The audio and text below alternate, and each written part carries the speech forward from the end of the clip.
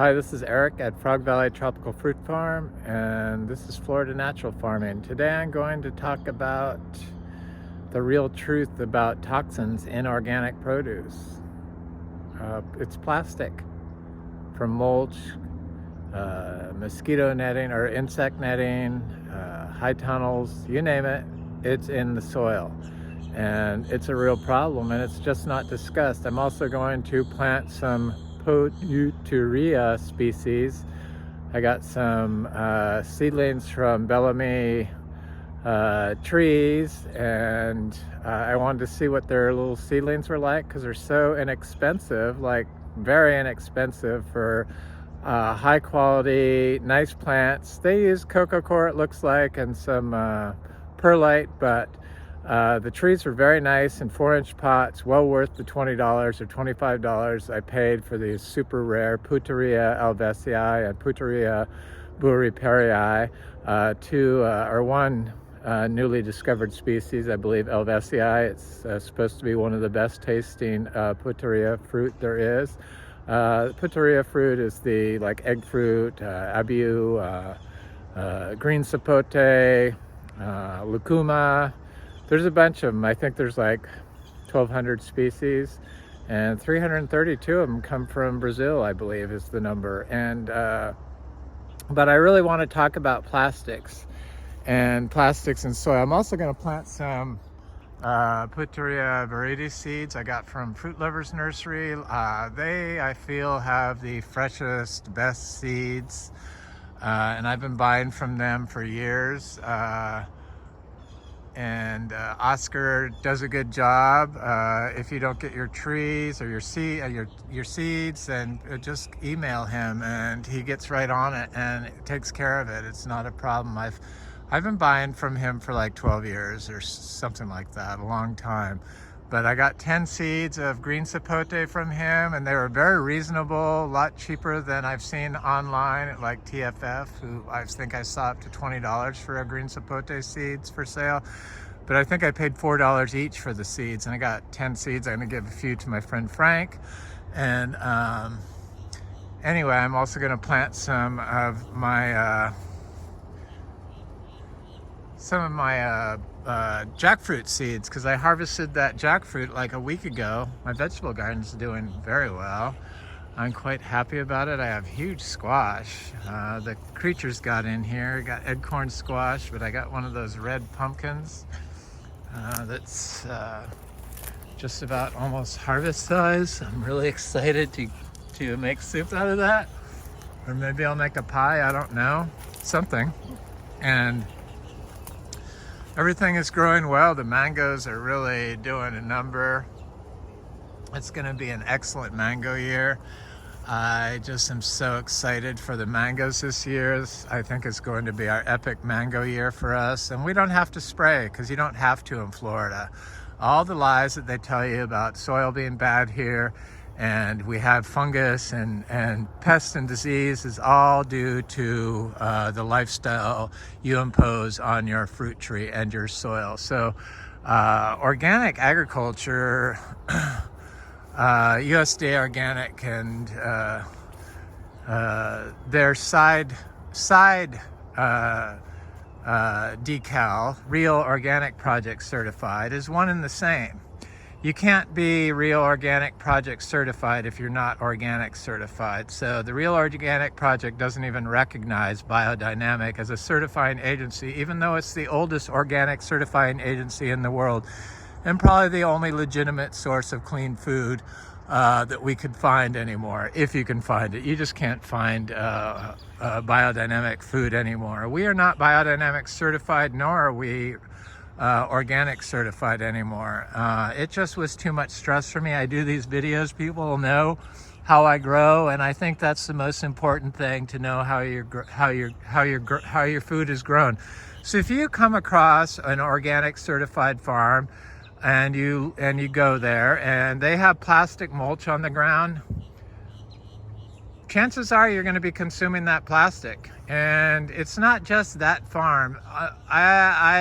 Most organic farms use plastic mulch. And I watched this video by Drew Perit So I was looking for more of these jackfruits to be ripe, or close to ripe, and they're just not quite there yet. But I picked one, and you know, it's January. You're not supposed to get jackfruit in January, and we dry farm everything. So everything's grown just with biologicals. So it's just no water, minimal disturbance by me, and that's it. So I harvested it, and oh my God, it's a crunchy, almost zero latex, crunchy yellow variety. It's so delicious. I was like, I need more of these. So I'm going to plant the seeds from that, because jackfruit seeds tend to be true to seed, or very close. So anyway, so if you see plastic on the ground, and it's not a good idea. So I watched this video by Drew Parit on YouTube, and they had Dave Chapman from the Real Organic Project certified. We used to be Real Organic Project certified, but when I stopped being organic certified, I retained my biodynamic certification, they couldn't keep us certified, because Real Organic Project is not a certifying agency. They are attached to USDA Organic. So they had him telling us what is toxic about organic farming. And I thought, oh great, I'm gonna watch this video, and he's gonna talk about plastic and the toxic effects of plastic, because it is like probably the most toxic substance to our environment that's gonna be a problem of the future. If you don't consider it a problem now, it's going to be. And it is full of polymers that are known carcinogens, all synthetic substances, and it's allowed to be used as a mulch on the ground in USDA organic farms and on Real Organic Project certified farms.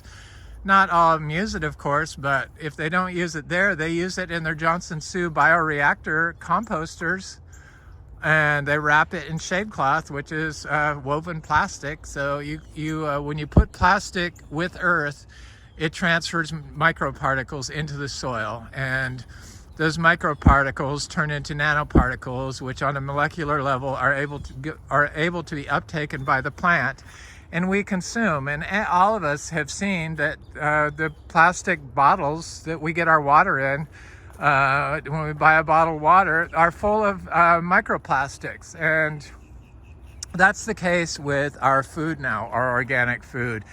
You just can't trust it, and it causes neurological problems. It causes cell damage. It just causes, there's a number of downstream effects from consuming plastic. They act like they don't know what does it, but all you have to do is look up one of the polymers they put in there, like triclosan antibacterial on the plastic film, and know that it's a cancer causing substance. So to say that they don't know what the effects of the microparticle of plastics are going to do to our health is just, it's just like, yeah, when you call them microparticle plastics, you don't know, but when you break it down and look at the polymers, the benzophenes and the triclosan and the fire retardants full of PFASs, the PSAs, all the things, the Gen X chemicals, they're all in there. And the microparticles of plastic attract forever chemicals to their surface, and they attract heavy metals. So you're getting heavy metals. There's heavy metals in plastic. It's just a bad thing. And that's what's wrong with our organic agriculture. And I don't think it's the hydroponic is the big problem, but I think that, I don't consider it organic, but I don't think it's like a major problem like they act like it. And then they didn't even mention that the tubs that they use, which are all plastic, the water delivery system is all plastic. So the plant's uptaking a water solution that's full of nanoparticles of plastic. And that's the problem. Not so much the organic chemicals they use, but definitely the microplastics is the problem. And I just feel it needed to be discussed. And so that's why I said that. I'll do a couple references with links to studies from the National Institute of Health. And I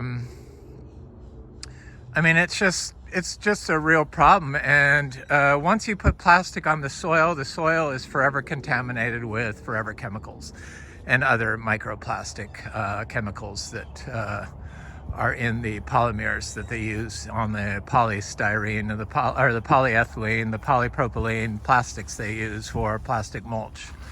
And the high tunnels do it too. The netting that they use for to prevent insects is made of woven plastic.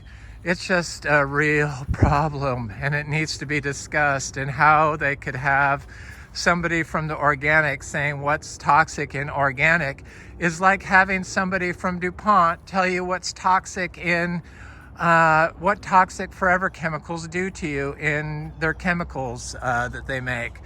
They don't tell you the whole picture, and Dave did not tell us the whole picture when it comes to what's toxic in organic farms right now. What did he say? It was like so uninteresting. What was it? I forget. Something about dairy. Oh, CAFOs. Yeah, CAFOs are bad. But organic, we know that. It's allowed in organic. With the pseudo CAFOs they're not really free range, but there's lots of things wrong with organic agriculture. They allow like industrial farm manures to be used for fertilizers or to make compost. So there's several things wrong with the whole organic program, but the most pressing thing that puts toxins in our food, is definitely the nanoparticles of the plastic, and people need to get on board with that and tell them enough's enough. Don't allow that. That's what needs to be done. I don't think organic really is organic anymore, and that's one of the reasons why I didn't want to be organic certified anymore. And I do these videos all the time, and yes, I do use plastic buckets sometimes. I need to get rid of them. There's lots of little tweaks I need to do, just like tweaks on my diet I'd like to do, but I don't do all at once. There's plastic screens on our house. I mean, how do you get rid of all this stuff? Every single item you buy comes in plastic, it seems. Every single thing. They're impossible to use, but we can remove them from our soils. And unfortunately, we have probably 100,000 acres, millions of acres, I don't know the number, but of microplastic polluted soils due to plastic mulch.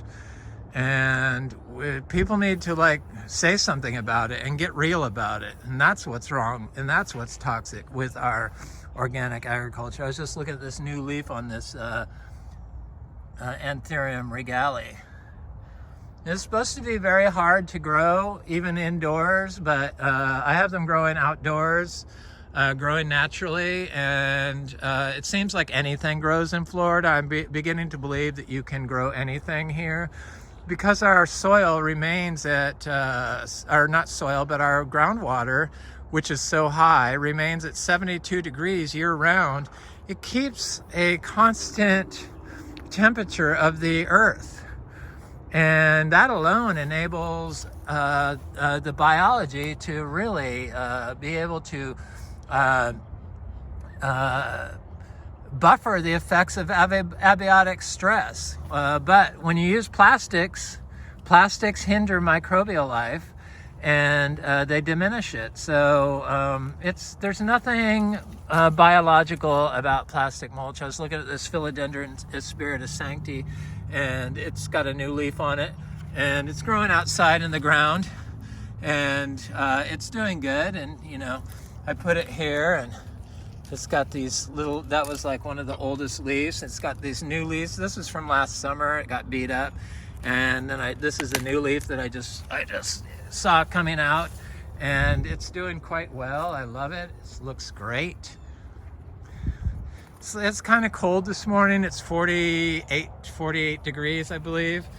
But all these little aeroids that people have trouble with indoors is because you use chemicals. If you used even a store-bought best organic potting soil you could find, your indoor houseplant would probably be able to handle changes in dry air and changes in the temperature, and not need to be constantly in a humid tent indoors inside your house in like a plastic tent that I see people use. And it's just bizarre that we're so far behind on this biological farming and growing, and we're all biological beings, the plants, the animals, us, the fungi, and yet we grow using toxins that are anti-biologicals, and it just makes zero sense. To put an antimicrobial plastic film on the ground is just, it should be outlawed. But now they're doing genetically modified bacteria and stuff, and I don't know. I am just concerned for the future generations, and Florida could be so much because it's such an amazing place. And they used to say you couldn't grow organic here. They stopped doing that. It's the easiest place in the world to grow organic. And they used to say there's no nutrients in the soil. And yeah, that's because of management. And they still say that though. They get a soil test to see what minerals you got in your soil. If there's life and trees growing in your, if there's grass growing in your yard, you have every mineral you need. It couldn't sustain any life if there wasn't. If there's insects there, you have all the life you need. You just have to build up the biologicals in your system. And to do that, you have to provide a home. And the home is more plants, more diversity, and less human. So remove yourself from the system, don't disturb the system, and let some of the stuff that you don't like weeds and stuff, into the system until you can plant your stuff into the system and let that outcompete the weeds. But then the biology, the indigenous biology that grows in those native plants can transfer to your plants, and then your plant will overtake. That's what I've been slowly doing here. And we have about 200 species of fruit trees, probably more now. I just can't stop myself. I keep adding more and more and more. And now I have these little puteria. I put them in here. I got them from Bellamy, and I put them in I threw the soil away. They came in 4-inch pots. It was like a coco coir mix. I'm not sure exactly, and it had perlite in it. They look good, but the trees look good. I think this is Puteria burriperii. It looks like a really good fruit. It was described as very good, like 2-inch round fruit, yellow fruit.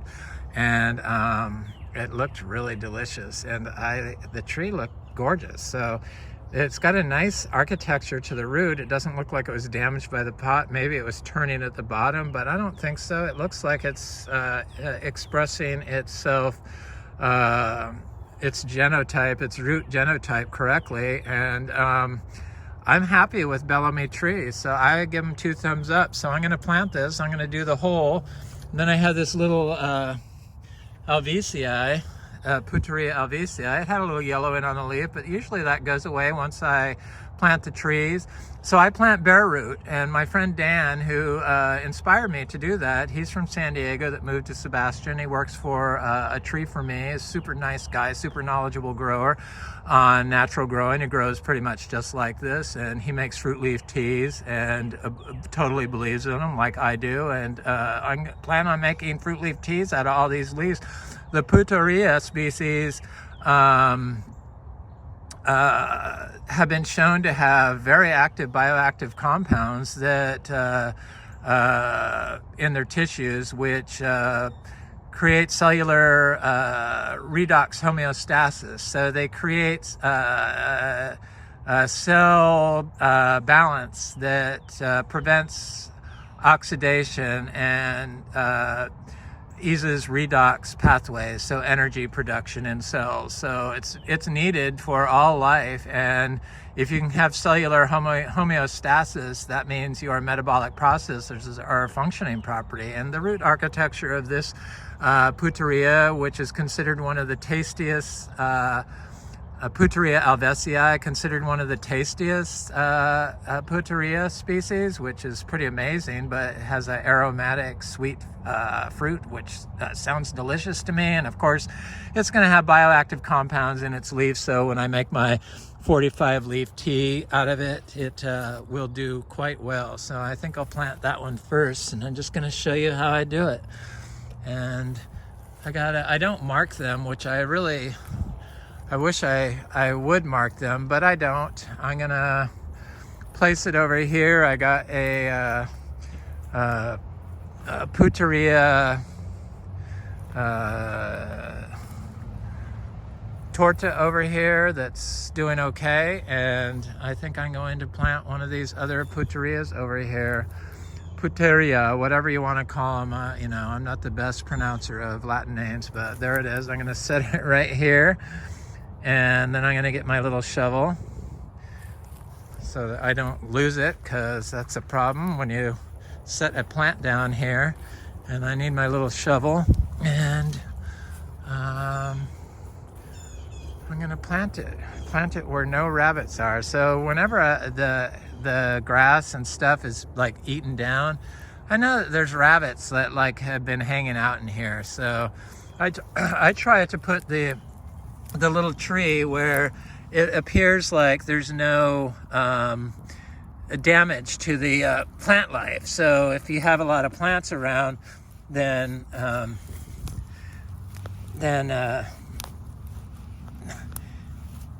and I put the shovel all the way down, so it's like 8 inches down, and I do that, and then I get my little tree. And planting bare root has been shown to have 100% success so far on all my tropical fruit trees. I used to plant, even in my soil, I would leave my biodynamic potting soil and then plant it in the soil from the pot into the plant. But the microplastics in the pots of the plastic pots can colonize the rhizosphere of the tree, and then the soil acts like a buffer against the communication of the root exudates of the tree to the microbial life in the soil, much like a soundproof room would prevent a person from hearing somebody scream in the soundproof room on the outside. The microbes cannot hear or get the signal from the plant to the indigenous microbes that are in this soil when it has a buffer of potting soil around it. And so it's best to plant everything bare root, I found, on these tropical fruit trees. So I just put this down here like that at soil, height, and then push it down in there, and then the soil's very warm, and then just do that. I put a little one like dehydrated Zevo manure turd into the water there, just so it had a little bit of biology in the water, and there it is. It's all done. Voila. There's one done. Now I'll get my other one. I think I'll do the hole first. So that's that. I gotta find another spot for this. I don't think these trees get that huge, but I have a lot of stuff being planted in here, so I gotta kind of watch myself and not overplant, but it really doesn't matter. I have a lot of Talicia species planted in here, which is another species that I like to collect, like the Puteria or the Garcinia or the citrus even. So because we collect citrus, I got some Talicia seeds. We have 4 different species of Talicia. Talicias they're like longan-like fruit, but some of them get the size of softballs. So like the Talicia fluorescei gets the size of the softball. And here's the Puteria boriperii. Puteria, whatever. The egg fruit family, the lucuma family, the green sapote family And this one is supposed to be a delicious fruit also. I really look at to see if the fruit is considered to be delicious. I want to see where the little tree that I just planted is there. The one that I'm planting now is right here. I looked to see if there was any sign that rabbits were here. I couldn't see any, because they will get your little tree, guaranteed. And then this one has kind of a large root structure, so I'm going to make the hole a little bit bigger with my hand and just put it down in there. And the soil is very warm, and then remove the shovel. And there it is. There's a little tree right here. There's its roots down in here, right here. And then I just close it up gently.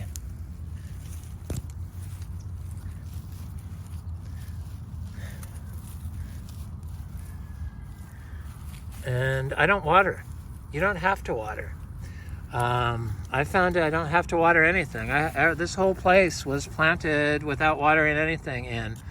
Maybe there's a couple of trees that I may have dumped some water on, but out of like 3,000, 4,000 seeds and trees that I planted here, most everything is seed grown. So this one looks good. I'm going to leave the shovel here because I think I want to mark this one and look for a stake. I marked a seed over here, so I'm going to leave that stake here, and then I'm going to mark this one too. But I have to get a couple of those things, so I'm going to leave that there. But I'm going to get some seeds. I'm going to mark it later. I have to go get the little stakes. I just want to know, excuse me, so I don't walk on it. So here's a little zebu turd floating in there. Hey, it's a probiotic. And here's the little jackfruit seeds, the yellow jackfruit. So I'm going to get a couple of those. And then I have the Puteria seeds from Oscar from Fruit Lovers in here. I'm going to get a couple of those. They're nice looking seeds. I like to direct sow seeds when I can, and if they're big giant seeds like this, then I definitely direct sow them. They just seem to do really well, and I don't mark my stuff. The little trees I do, but most everything else I don't. So I just would come over here and look for a spot that I don't see any rabbit sign, and I just put my finger in the hole, and then I put the seed in there, and that's all you have to do. And I've had great success with this, and I think that's how trees like to be planted, to be honest with you. It's the cheap way to do it with seeds. Well, seeds have gotten really expensive. That's why I like to push Oscar at Fruit Lovers, because his seeds have remained rather inexpensive. And I know that he grows most of his trees, so he's good friends with Jim West from Ecuador. Is that where he's from? Yeah, Ecuador. And so I'm going to plant one of my little jackfruits here, and can never have enough jackfruit trees. And I'm going to plant another one here. So I have I just planted 6 trees in like that short little amount of time. 4 seeds and 2 trees. And it's just so easy this way. And bare root, I think, is the way everyone should be doing it. It really is like a foolproof way to get trees to grow easily. Trees that I planted in their soil, especially from nurseries, especially if they have peat mocks on them, usually always died when I plant that in the ground. I discovered that from my rare aeroids. But once I was influenced by my friend Dan, who said, because when I plant my rare aeroids, they came in peat, and I put them in the soil after I thought they were okay. I wouldn't remove all the peat from the roots.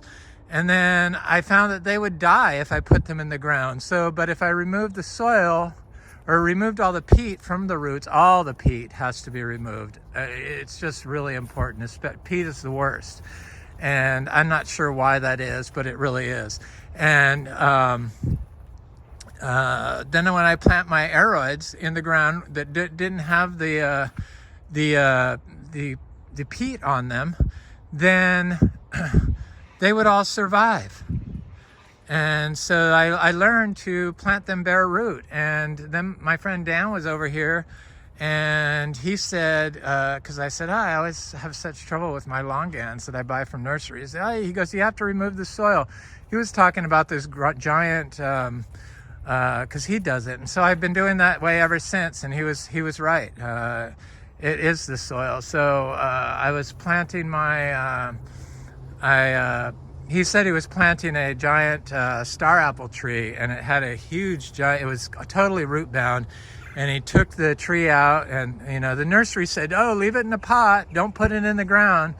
I think he was talking about a gummy fruit tree, a cecropia, but he was also talking about a star. Yeah, the nurseries tell you that. Don't put it in the ground, it'll die.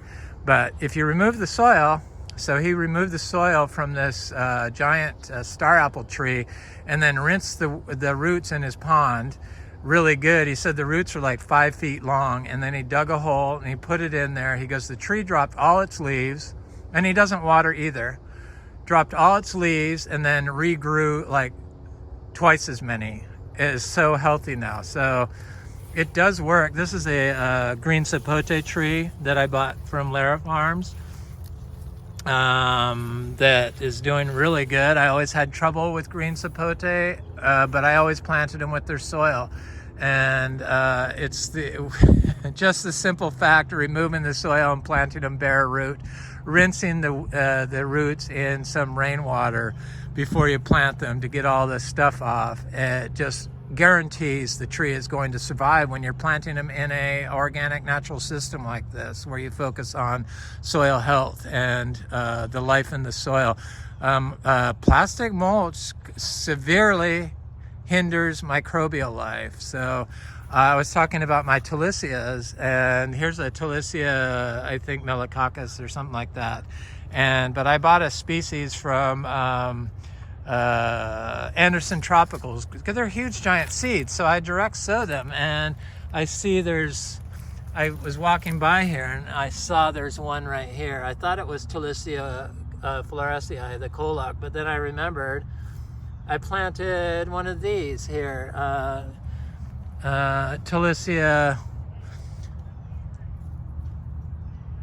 direct sown the seeds. So it's doing good. They pop up, the stuff pops up. I have all kinds of little seeds that I direct sowed in here that the stuff has popped up. I have a Plinia inflata, the giant mulche, a super rare fruit tree. That seeds came from Jim West via Oscar, and it's right here, and boy, it looks so nice. I'm so happy about that. It's growing right next to this little Miko lemon. Our citrus trees, we grow about 15 different types of citrus, all seed grown.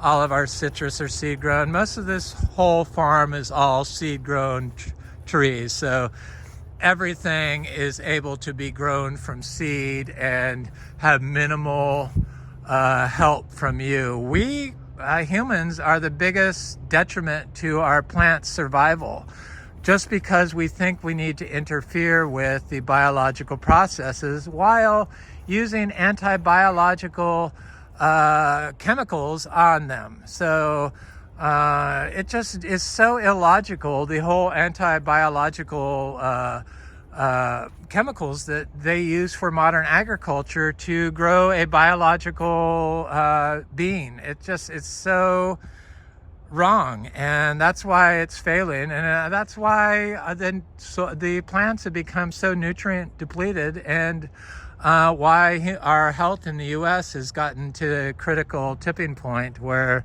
70% of all humans in the U.S. are on some sort of pill. Here's another Talisia. It looks good.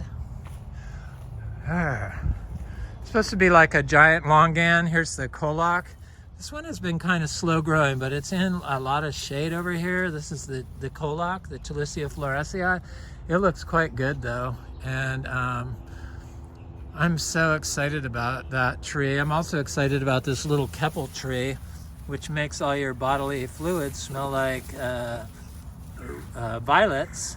So your breath, your sweat, your urine, your feces all smell like roses, basically, which I need, being a senior. I don't want to stink, but look at my cacao tree and all the fruit on it, and all being grown dry farmed and naturally, and something that wasn't even supposed to be possible in Florida, especially this far north. I believe that all these ultra tropicals can be grown here in Florida in like zone 10A or better, which is against what everyone said was possible. I just don't see the meringue here or the petali showing any signs of cold stress. I'm going to look at this. I bought some seeds. I buy seeds from different places of citrus. I try to get organic seeds, but these particular seeds from this is a little kumquat tree. Came from a 100-year-old grove that had always been grown organically in more northern Florida. And I thought this was either a sweet orange or a kumquat, but I'm pretty sure this is the kumquat because I got both from them. So the grove had never been affected by greening. And this tree obviously is like super healthy, other than the leaf miner, which isn't an issue here. But it's covered in blooms. I'm so excited about it. Got little fruits on there. I am so excited. So I wanted something more sweet because I have our Miko lemon that we developed, and we're on our second generation of it. And I was starting to check my other citrus, like our pomelo, our seed-grown pomelo, and this is like grown on pure neglect. Never even gave this citrus or any of our citrus any manure inputs or compost or whatever. Well, I did the biodynamic preps and I sprayed and did all that stuff, but I haven't done what I do now, which is apply a probiotic and a prebiotic at the same time. So I apply a biological, which is the zebu manure and urine, with the prebiotic, which is the coastal Bermuda hay, which I clean out from my barn every day. And I apply it at the same time in small compost piles next to my fruiting trees. So we only get 365 piles a year, so we have like 250 fruiting mango trees, so that uses up a lot. So not everyone gets a pile of compost a day, or a year. That's what it is. It's once a year. That's all you have to do. But you have to let the living orchard floor grow out. They have shown in studies that the living orchard floor, the living mulch, it provides nitrogen response, nitrogen biological response for years after it's growing. Whereas if you apply like wood chips and don't have a living orchard floor, then you don't have nitrogen after 2 years, as much nitrogen as the living mulch. And the whole problem with Florida sand is you want carbon in the soil. Not above the soil, in the soil. And the best way to do that is with the living root. So you can apply all the mulch you want. I believe in mulch, but you have to have it in combination with the living orchard floor. So, because that's the home where the biologicals live, the microbiology that's going to fix nitrogen and store the memories that are the